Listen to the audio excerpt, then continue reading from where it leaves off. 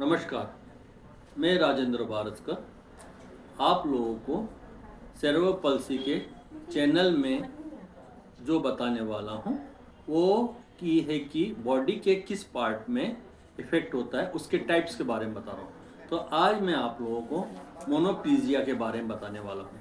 मोनोप्लीजिया क्या होता है? मोनोप्लीजिया ये होता है कि शरीर के बॉडी के किसी भी एक भाग में या एक अंग में इफ़ेक्ट होता है जिसके कारण कि वह स्टिफ हो जाता है, काफ़ी कड़क हो जाता है, तो वो मोनोप्लीजिया कहलाता है। यह कैसे होता है? ये ब्रेन में ड्यूरिंग प्रेगनेंसी या डिलीवरी के समय में फिटस को या इन्फेंट बेबी को सिर में चोट लगने के कारण, ब्रेन में इंजरी के कारण उस प्रॉब्लम होती है, जो कि उसके मोटर एरिया में प्रॉब्लम होती है। और ये सेंट्रल नर्वस सिस्टम में इम्पेयरमेंट के कारण होता है, जो कि व्यक्ति के या पर्सन के पर्टिकुलर बॉडी पार्ट में इफेक्ट करता है। तो ये इसके रीज़न हो सकते हैं। इसका सिम्टम्स क्या है? इसके सिम्टम्स ये हैं कि यदि किसी भी एक पार्ट में, ज़्यादातर यह हाथ में या पैर में होता है, एक हाथ में या एक पैर में होता है, जिसके कारण कि उसका मूवमेंट नहीं हो पाता है। हाथ के जो मसल्स हैं या पैर की जो मसल्स हैं काफ़ी स्टिफ हो जाती है और वो कोऑर्डिनेशन में, बैलेंसिंग में या ग्रिपिंग में, ग्रास में बड़ी प्रॉब्लम आती है। कोई भी चीज़ उठाना है तो उठा नहीं पाते हैं, ये उसमें एक प्रॉब्लम होती है। तो ये इसके सिम्टम्स हैं और ये किसी भी एक ही पर्टिकुलर पार्ट में होता है। तो ये किसी right hand, left hand, left leg, right leg, किसी भी तरफ एक तरफ ये प्रॉब्लम होती है। तो ये इसका मेन रीज़न है। इसके लिए हमें क्या क्या मैनेजमेंट कर सकते हैं? इसके लिए कि जो भी जिसको भी मोनोप्लीजिया है, उनके लिए सबसे ज़्यादा रिक्वायरमेंट होती है कि एक orthopaedic surgeon, physiotherapist, occupational therapist, P&O, prosthetic orthotic engineer और स्पेशल एजुकेटर की रिक्वायरमेंट होती है, क्योंकि जो बाय बर्थ जिनमें आता है ये प्रॉब्लम होती है, उनमें चांसेस बढ़ जाते हैं कि उनका मोटर डेवलपमेंट डिले हो, या उनको कॉग्निशन में प्रॉब्लम हो, बिहेवियर में प्रॉब्लम हो, या उनके सोशलाइजेशन में प्रॉब्लम हो। ये चांसेस ज़्यादा हो जाते हैं। तो इसके लिए स्पेशल एजुकेटर की भी बहुत रिक्वायरमेंट होती है। तो ये बेसिक चीज़ें हैं। तो ये हमें इसका मैनेजमेंट में काम आता है। इनके लिए कई बार सर्जरी, मेडिसिन, ब्रेसेस वगैरह भी हम इनको देते हैं, जिनके कारण कि इनकी स्टिफनेस में रिलीज हो और वो उसके तहत उनके मसल्स में मूवमेंट आए।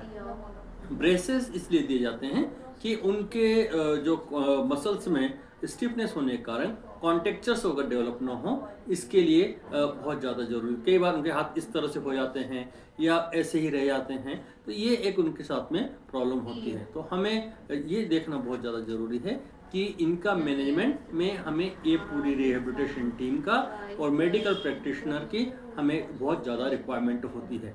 तो इन लोगों में बहुत सारा ऐसी समस्याएं होती हैं कि हम इनको देख के भी हम इनका काफ़ी हद तक इनका ट्रीटमेंट करने में हमें आसानी होती है।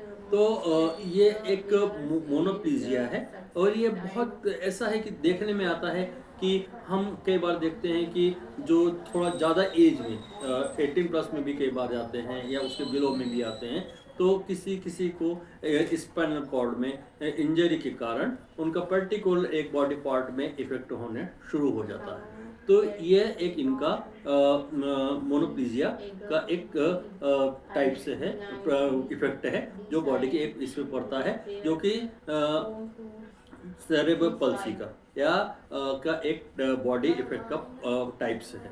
इसी प्रकार से जिसको पैरालाइज होता है, उनमें भी ये सब चीज़ देखने में आता है कि उनका एक पर्टिकुलर एक बॉडी पार्ट्स में इफेक्ट होने लगता है। तो ये हमें देखना बहुत ज़्यादा ज़रूरी है और इनके लिए हमें जितना ज़्यादा हो सकता है इनके यूज़ के लिए जो एनवायरनमेंट में है, जितना ज़्यादा हम इनको चेंज करेंगे और जो इफेक्टेड पार्ट है उसका ज़्यादा से ज़्यादा यूज़ करवाएंगे, तो उसके कारण उनके मसल्स में रिलैक्सेशन आएगा और वो उनका वो पार्ट, बॉडी का पार्ट मूवमेंट करना शुरू रहेगा, तो और उनके कॉन्टेक्ट्स डेवलप नहीं हो पाएंगे। तो ये हमारे लिए सबसे ज़्यादा ज़रूरी है कि जो मोनोप्लीजिया वाले हैं उनके लिए हमें इस प्रकार का मैनेजमेंट करना बहुत ज़्यादा ज़रूरी है। तो ये वीडियो है जिसमें आप लोग मुझे कमेंट्स करें, लाइक करेंगे, शेयर करेंगे, सब्सक्राइब करेंगे, तो मैं इसी प्रकार और भी बेहतर से बेहतर वीडियो बनाऊंगा। तो आप लोगों को सबसे ज़्यादा ज़रूरी है कि